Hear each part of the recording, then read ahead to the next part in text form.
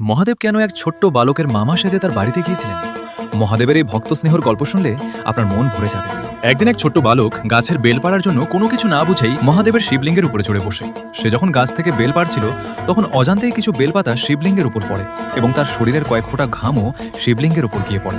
তখনই গ্রামের পুরোহিত ও কিছু লোক তাকে দেখে নেয় আর তাকে বকাঝকা করে, যার কারণে বালকটি অত্যন্ত ব্যথিত হয়ে পড়ে।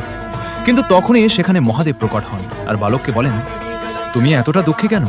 আমি তো তোমার উপর খুবই প্রসন্ন হয়েছি, বলো তোমার কি চাই? তখনই সেই বালক বলে, আপনি কি আমাকে ওই বেল পেড়ে দেবেন? তখন মহাদেব সেই বেল পেড়ে দেন আর বলেন, পুত্র তুমি তো খুবই ভোলা, এই জন্য তুমি অন্য কিছু চাও। তখন সেই বালক বলে, আমার মা বলেছে আমার মামা যখন আসবে তখন আমার জন্য অনেক খেলনা নিয়ে আসবে, আপনি কি আমার মামাকে এনে দিতে পারেন?